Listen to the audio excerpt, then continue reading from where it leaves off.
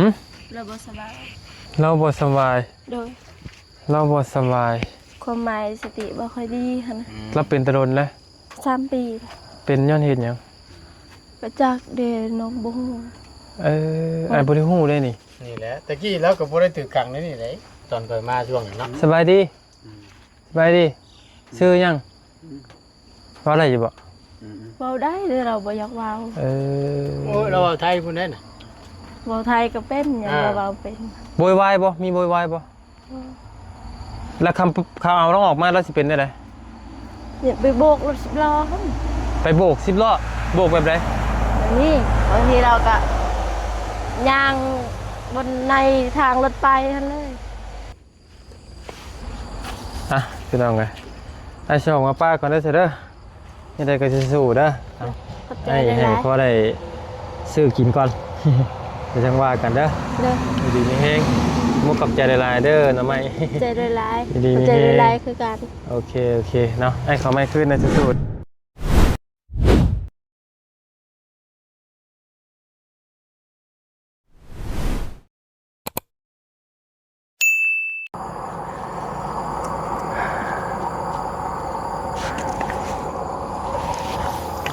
สบายดีพี่น้องเนาะสบายดีและสวัสดีพ่อแม่พี่น้องเด้อเนาะบัดกุศลทุกคนพี่น้องเลยจะเบิ่งรถนี่พี่น้องเลยเนาะเบิ่งมันมาสกปรกเลยพี่น้องเลยมันเปื้อนพี่น้องเลยเนาะพอดีมาพ่อกับพ่อย่าในคลิปนี้พี่น้องเลยทั้งพ่อย่าเองกับยูเซโปนได้พี่น้องเด้อมาเยี่ยมมายามเบิ่งทั้งเซโปนก่อนสักมื้อพี่น้องเลยหรือว่ามื้ออื่นก็เดินทางกลับหรือว่าจังไดก็เบิ่งตัวจริงอีกรอบนึงพี่น้องเลยเนาะมาเยี่ยมมายามน้องๆเพิ่นเพราะว่าขึ้นเรื่องขึ้นซ่านน้องตองจริงออกจริงบ่ยาวก็บ่ได้ขึ้นมาเลยพี่น้องเนาะมากินนี่ก็โอ้ยว่าสุรสใส่เพิ่นพี่น้องเนาะโบวี่กำลังมาเฮงอยู่ที่โนกับพี่น้องเลยตอนนี้ก็น้องเพิ่นโทรมาปรึกษาอยู่เลยว่าอ้ายมีการสิวางแผนมั่งห้านเก่าออกนะพี่น้องแล้วก็นะเนาะจังว่ากันอีกรอบนึงพี่น้องเนาะแต่ว่าตอนนี้มาเบิ่งบรรยากาศอยู่เซโปนก่อนเด้อพี่น้องเลยตอนนี้ก็คือฝนตกคือเก่าพี่น้องเนาะและบ่ยาวเอารถขึ้นมาเองมาเลยพี่น้องฮอดเฉยเนาะเพราะว่าบ่ยาวเปลี่ยนลูกสูบมาเด้บอกจันมันบ่ได้แห้งได้เห็นบ่บ่ได้ทันเจ้าเห็นบ่บ่ได้ทันเด้เจ้าปาดไปข่อยยังมมอยู่สุดแล้วข่อยเร่งนะสุดแล้วบ่แห้งยอมนะครับอยู่บ่แห้งมันยามมันออกโตช้าพี่น้องเนาะเฮ็ดจังได๋ก็ย่ามันบ่อันตรายเนาะอันตรายอยู่เด้อแซงรถบ่บิดว่าหมู่ซับอะไรซับทุกโลกพอปันกันเนาะรถไฟตอนนี้ก็เรื่องขี่โตมขี่คนนี่พี่น้องเลยพอดีรถไฟนักกันบ่คือยังไม่อยู่นักแบบไหนจะเบิ่งแน่ตาแตกนะกระจกกระแตก500 600นะเด้มาเปลี่ยนแต่แน่ให้น้องนิ้วสั่งให้น้องนิ้วมาสั่งให้แล้วก็ดีเลยโอ้ย่อยอะไรก็ว่าขอยบ่ได้ทาครีมบ่ได้ทาอย่างน้ำกับเนี่ยเนาะกล่องเป็นยีนสีกล่องบ่ขนาดไม่ห่างไงทีทักนี้ยีนบัตรสนาได้ทั้งหมดกระบะดอกพี่น้องเนาะนี่ก็ทั้งเอื้อยเพิ่นดอกชื่อให้เนาะโอ้กับใจเอื้อยเพิ่นนี่ลายเนาะยืมเงินก็มาหยังเอาเท่าไหร่ชื่อโทรศัพท์คอยซิมีให้บ่นั่นแหละมาไปเบิ่งพอดีมีเคสนึงพี่น้องเนาะพอดีทั้งบ่ยาวจะเข้ามาเบิ่งน้ำมูน้ำคูพี่น้องก็เป็นอะไรเคสเพิ่นก็ครั้งแรกพี่น้องก็เนาะมีเคสนึงดูสิซอยเพิ่นยังได้แน่เนาะนี่ไปเบิ่งไปส้มน้ำกันพี่น้องกันเนาะได้ยินบ่ดีว่าจมอยากจะขึ้นมาอยู่แล้วสิปนเนี่ยก็คือบ่เหอะก็ว่าบ่เกิน2-3 มื้อแล้วเนาะ2-3 มื้อยันเราขึ้นมาอยู่บ่ดีเนาะเอาพี่น้องเลยมารถจักรเปียกพี่น้องกันเนาะนี่มาดีหลักนี่ฮอดเฉยพี่น้องกันเนาะบอกคิดว่ามันจะฮอดนะจะรถเยอะยังไงฮะแก้เบิดแล้วกันแล้วแก้กันแล้วฮะรวมน่ะมันบ่ได้รวมมันยังรวมย้อนผู้ประกอบพุ่น ที่เจ้าไปเฮ็ดกับเจพุ่นไม่นั่นบ่ไม่นั่นบ่ ข่าววันมีเยอะ ไม่นั่นบ่ ข่าววันมีเยอะ เอาโมเมนต์บ่มื้อนั้นน่ะ โมเมนต์มือนั่นมีเด้อมือนั่นตาปุ๊บหน่อยนึงนี่ข่าววันมีเยอะ หน่อยสั่งยังหน่อยบ่ได้ขาตัวเองบ่เนี่ยยังเอาคลิปลงอยู่นี่วะตัดหน้าเขาได้เนาะ ก็เส้นกลางไงนะแต่ว่าการเอาไปย้อมคิดอยู่ว่าเอาบริสุทธิ์ไทยเดียว เอาตัดหน้าเขาน่ะ เดี๋ยว โอ้เหมือนขึ้นไปโอเคพี่น้องกันเนาะครั้งแรกโตสภาพแต่ละรถแต่ละคันสีขิงออกทางเขาเพื่อนนี่ก็ไม่ง่ายเนาะ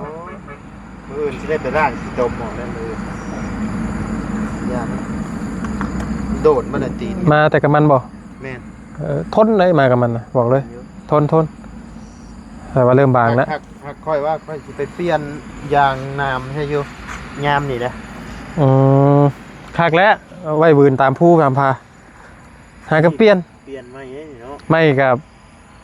มันโมเมนต์เส้นละพันคือบัวตูนนะ เดี๋ยวเปลี่ยนอะไรกัน 3 เซน2 เซน โอเคนะ 2 เซนไปเปลี่ยนนะไป ครับไป คันแท้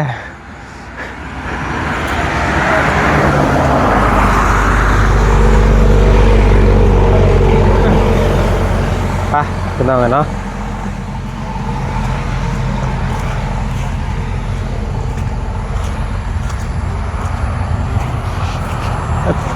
ฮึบฮึบฮึบฮึบฮึบโอ้เห็นยังกันนะโอ้สบายดีน้อง สบายดี เพิ่งจะคักลูก เห็นยังอะ ไปนี่ตู้อยู่บ่ หมู่เบาเตียงบ่ เห็นบ่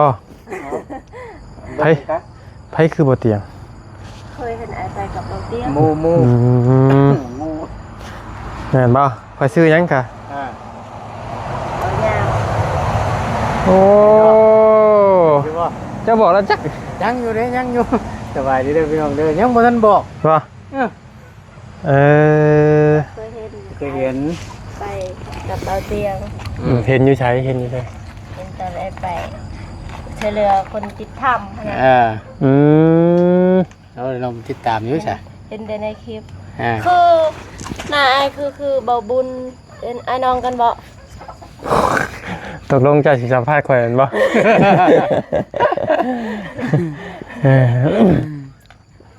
แม่นน้อง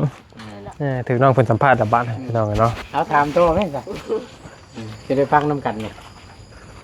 แม่นบ่ล่ะ เห็นใช่บ่อันข่อยไปลองแจ้งนะ โดยเห็นอะไรลองแจ้งเลย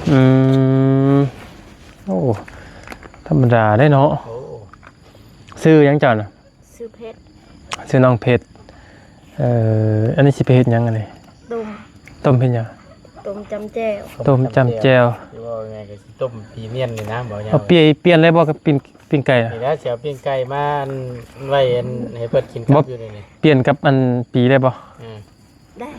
ได้บ่เปลี่ยนได้จักอันน่ะ จากยังจากอันอยู่นี่เลย ปิ้งไก่2อันได้จักอันปีกล้วยจะใช้จักอัน คนหาละบาด มีหยังน่ะ คนหาปีกล้วยสิมาเปลี่ยนกับปิ้งไก่ มีไก่ซอง แถมให้เจ้า แถมอีก กล้วย อีกไว้ซีเลย 4เลย เลย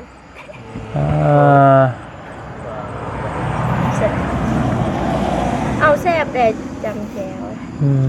หมู่คู่กินข้าวกับหยังเคยมื้อนี่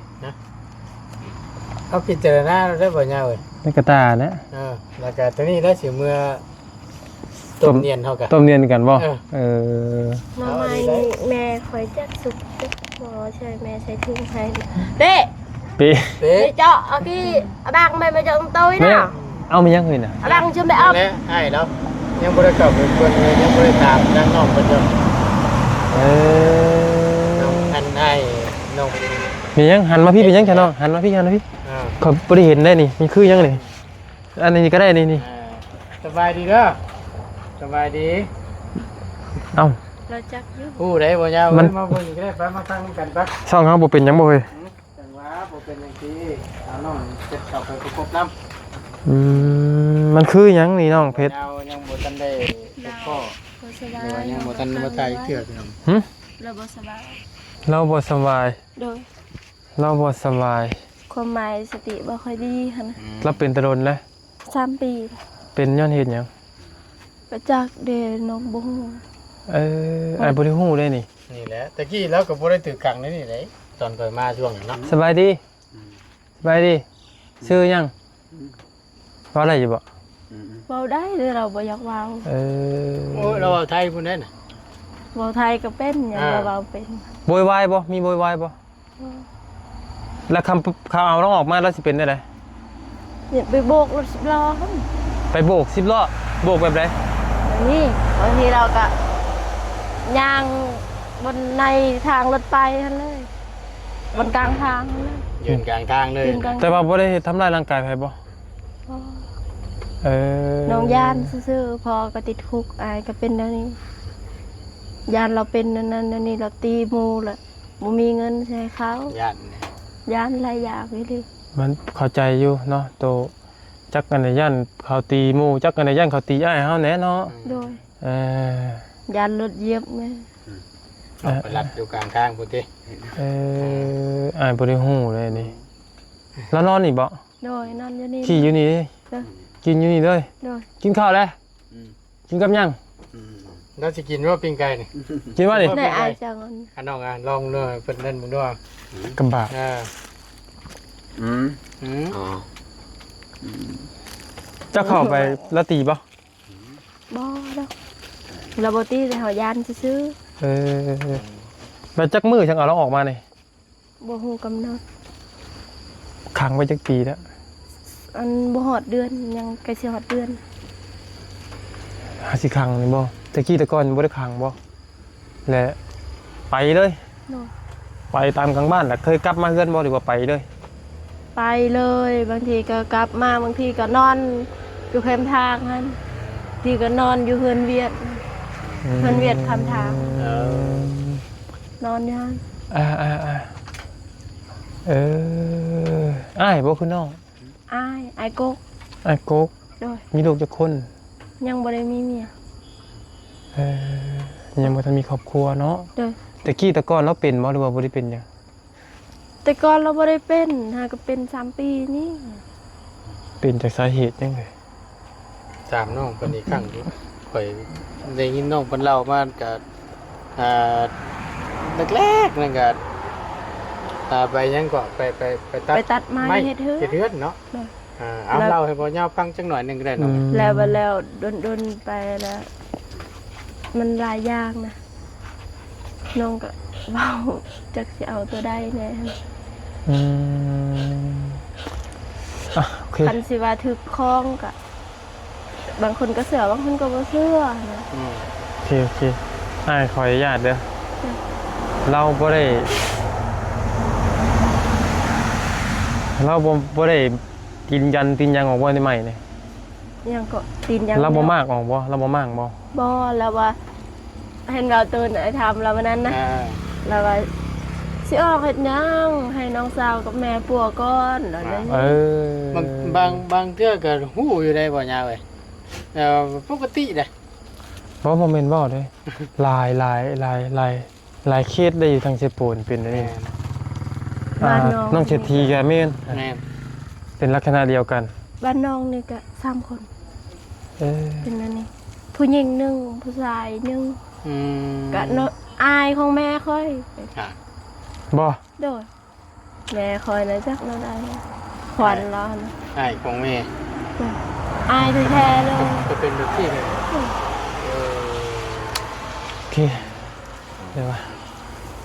มียังจะขาดเขินในเฮือนในซ่านเจ้าตอนนี้เป็นยังไง เข้า ได้ ในการดูแลของเรานี่ลำบากชุดคืออหย่าง เข้า อันผู้ชายคนนี้นะ โดย บ่มีข้าวให้เรากินนี่บ่ บางทีก็มีบางทีก็บ่มี เพราะว่า บ่แม่นว่าคันสิให้เรากินแท้ๆคันน้องเบิ่งเราเห็นก็มีอยู่สำแขนสำกำปั้นหนึงให้เรากิน แต่ว่าน้องไปรับจ้างเขาน้องบ่ได้เบิ่งเรา อืม บ่มีเวลาเบิ่งไปหับเมา เข้าใจแต่ว่าสิ่งที่สำคัญสิ่งที่เป็นจำเป็นที่ต้องใช้ต้องซอยตอนนี้เป็นเข่าเนาะ โดย หลักๆเลยนะ และนี่ไรมีทีมงานเขาได้ช่วยเหลือน้องเพิ่นอยู่บ่เกี่ยวกับในการช่วยเหลือมีอย่างไรมีไผได้เข้ามาซอยอยู่บ่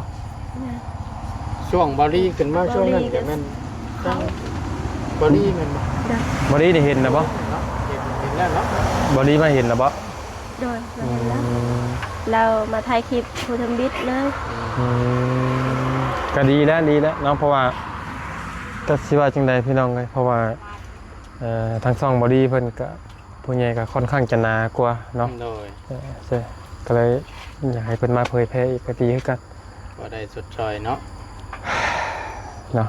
อยู่นำกันจักคน ครอบครัวเรามีอยู่7 คน ครอบครัวเจ้านี่มีอยู่7 คน โดย พ่อไปใช้ พ่อน้องติดคุก เอ้าพ่อที่คุกเป็นหยัง อายคอยจุดเฮือนแล้วเขาจับพ่อค่อย อ้ายเจ้าจูดเฮือนแล้วจับพ่อเจ้า โดย เอ้ามันเกี่ยวหยังกับเจ้าอ้ายคนใดผู้นี้นี่บ่ เราว่า เรารับแทนลูกบ่ โดยจูดกับบ่แม่นจูดเฮือนผู้อื่นผู้ใกล้จูดเฮือนปูน้องเอง และปูนั่นก็ผิดกันกับพ่อแต่ด้นแล้ว ก็ได้โอกาสเลย โดยก็ว่าพ่อหันสั่งให้ลูกชายเฮ็ดแต่ความเป็นจริงลูกชายนั้นเป็นบ้า ติดปีแล้ว แล้วนี่อายุเราอะ บ่ติดคุกได้จักปีแล้ว พอคอยนั้นสิฮอดปีหนึง8เดือนล่ะ ที่หลุดพ้นออกมาเมื่อใด บ่ฮู้นำเขา โอ้ยคือตื้อถึงเลย ถึงว่า ไม่คักบ่เฮือนน่ะ บ่ โอ้ย เพื่อนเขายังอยู่เขายังนอนอยู่นั่นล่ะน้องว่าตอนเขาจับพ่อน้องไป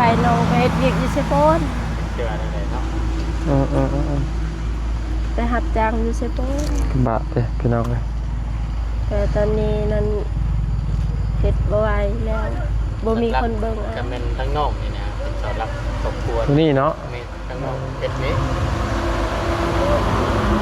ใส่สิเบิ่งพ่อในคุกแน่ใส่สิเบิ่งอาย พอเจ้าอยู่ไสตอนนี้แข่งขันบ่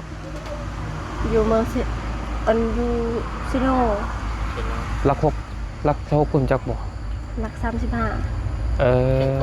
โอ้ทุกข์เลยอยู่ แม่น รักชาชิงหาทุกข์เลยทุกข์ก็มีหม่องทุกข์บ่ทุกข์เลยพี่น้องเอ้ย เราบ่สบายเราโทรหาคอยตำรวจโทรหาก็ขอเงินคอยไปหับเมานั่นก็โอนให้พ่อแน่200,000 สิซื้อเขากินแน่ เข้าใจเนาะผู้หญิงผู้เดียวหาเงินพี่น้องเอ้ยเนาะ นั่นแหละคอยกับอายคอยผิดกันนั่น เนาะมาพี่ก็ได้ละ เด้อ โอเคนั่งลงก็ได้เฮ็ดเจ้าเฮ็ดแล้วของเจ้ากับละพี่น้องกันเนาะอ้ายเป็นว่าสติบ่ดีพี่น้องเลยถือกะคังเนาะน้องนี่ชื่อน้องเพชรปอ โดย จักปีแล้วนะ 19 ปี อายุ19 ปี โดย มีครอบครัวแล้วบ่ตอนนี้ ยัง อาจารย์ยังไม่มีครอบครัวบ่ โดยและตอนพ่อไปติดคุกนี่ลำบากอีหลี น้องเฮ็ดหยังก่อนตรงมือนี่ ฮะ น้องเฮ็ดหยังตรงมือนี่ รับจ้างบางทีก็เสี เอา ย ไม้ตรง ห นั้ ญ้าน ไม้ตัวลำน้อยเอาปะยังเกาะ บางทีก็เสียหญ้าเจ้าของบางทีก็ไปรับจ้างเขาเฮ็ดหยังที่ว่าได้นั่นก็เฮ็ดไปเลย อันไหนได้เงินน่ะเฮ็ดเบิด โดยอันใดได้เงินเฮ็ดหมด พอได้แค่ยังขอแต่ว่ายังไงก็ได้ซื้อปิ้งนัวได้ซื้อมีให้อายกิน จะเป็นเบนเป็นกรรมไปเป็นนั่นพี่น้องกันเนาะ กำนองนี่แหละพอก็เป็นแล้วนี่อายก็เป็นแล้วนี่ กรรมไปเวนมันนั่นแหละเนาะคือเจ้ากับชาติที่แล้วเพิ่นอาจจะดูแลเจ้า โดย มาชาตินี้เพิ่นก็ได้มาดูแลเจ้าอันเจ้ามาดูแลเพิ่นบัดนี้ จ้ะ แล้วก็สู้ๆแล้วล่ะเด้อเนาะ มื้อนั้น มีข้าวจักโลตอนนี้ เป่านึ่งเขาน้องไปหับเมานะ อืม มื้อซื่นนั่นบ่พอน้องโทรขอเงินไปหับเมาส่วนเขายังบ่ได้แล้วเงินผัดพอคอก่อนแหละ อืม ให้บอนส่วนนั่นเลย บาทเด้เป็นยังไงผู้นั่นแหละเนาะเราก็บ่ได้โวยวายบ่ได้ตีไผเนาะ บ่ อืม บัดเป็นมาหั่นเรายางตามทาง อืม โอ้ยแม่กินนั่นโอ้เพิ่นกินเลยนี่เนาะ โอ้เบิดทุกอย่างเพิ่นน่ะ โอ้ให้กินรสฉันก็ว่านั่นน่ะเลี้ยงง่ายครับชัก โอ้ โอ้ย ก็บ่ตีคักติดากก็ได้ ตะกี้แบน้องลายเด้ แม่ อืม อันฮอด50โตพุ่นตอนพ่อน้องอยู่เฮือน แต่เดี๋ยวนี้พอไปแล้วขายเทื่อละ3โตเทื่อละ4โต ที่แหละเนาะบ่ได้ ซื้อเขาวกิน มีเตยให้ทั้งบ่ยาวพูดคุยถามทั้งน้องเพิ่นจักหน่อยเด้อบ่ยาวเด้อ เล โอย เคเด้อสะเด้อน้องเด้อดีแฮงสบายดีเด้อ ไว้ดี สบายดีทั้งบ่ยาว ติดคุกพอติดคุกอ้ายเป็นบ้าแต่ติบ่ดีนะพี่น้องก็ชื่อว่ายังไงก็ขาดเคินคือข้าวน้ำกินเนาะทุกอย่างนั่นแหละเนาะเกี่ยวกับอาหารการกินการกินข้าวเนาะน้องเนาะสำคัญเนาะตอนนี้เนาะ สำคัญในชีวิต อืม น้องอยากได้ข้าว3ซอบพอเลย 3สอบไล่บ่กุ้มบ่ปีหนึง บ่กุ้มแต่ เฮ็ด ว่า หน้าอยู่บ่จะเฮ็ดได้ไทยอยู่บ่มีให้อยู่ล่ะบ่ บ่มีให้ปีนี้ บ่ได้ มีแต่รับจ้างซื้อกินบ่ น้อง เอ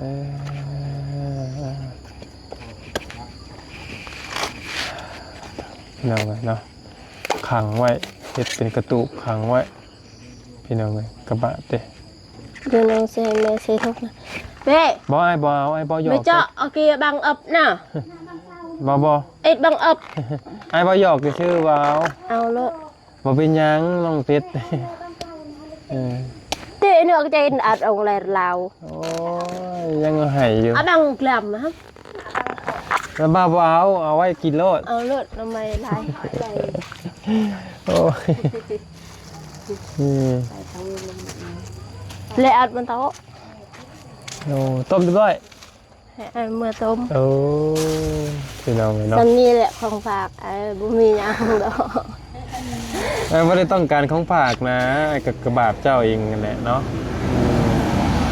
เมื่อไง คือ จะ เบาไล่เบาตูนกะตลอดแล้วเข้ามาอยู่นี่นักสิฝากหยังให้เรา อืม มันจะหน่อไม้นี่แหละ โอ้น้ำใหม่ก็สุดยอดแล้วนะไปใช้เงินหาเงินก่อนหาเงินให้ก่อนพี่น้องเลยให้ค่าน้ำใหม่แล้วก่อน บ่เป็นหยังน้องให้ซื่อๆบ่ได้เอาเงินได้ ให้ก็จะเอาเงินให้ชื่อๆนี่แหละก็เป็นไงแต่วันนี้เงินอยู่ใช้บัตรเท่าอ่ะพี่น้องเลยไอ้ชงมาป้าก่อนได้เสร็จเด้อนี่ได้ก็จะสู้เด้อ ขอบใจ ให้พอได้ซื้อกินก่อน เดี๋ยวจังว่ากันเด้อ เด้อ ดีๆนี่เฮงมุกกับใจหลายๆเด้อนะไม่ ใจได้หลาย ดีๆ ใจได้หลายคือกัน โอเคเนาะไอ้เขาไม่ขึ้นนะสู้ๆเด้อ เด้อ ได้โอ้ ปีเอามา ฮะบ่ที่จริงแล้วไม่ให้กับเอาซ้ เอาเลือด ำเอาไม่จะคิดต้มใช่เนาะว่าต้มในเพื่อนบ่ มาขับใจเจ้าจะไปขายแล้วว่าใช้ถุงไว้เนี่ย บ่ให้อ้ายเด้อขอบใจเลย โอเคหลายขับใจหลายๆเนาะน้องเพชรพี่น้องโอ้มารยาทดีเว้าจาดีเนาะโดยรวมแล้วก็โอเคอยู่พี่น้องฮอร์โมนเนาะเอาแต่ก็ฝากให้เด้อน้องถ่ายติดตามเคสของน้องเพิ่นได้เนาะและเคสจากซอยเพิ่นก็ติดต่อสอบถามเข้ามาได้น้องพี่น้องอยู่ดีมีแฮงเปิดกุศลทุกคนเนาะไปเลย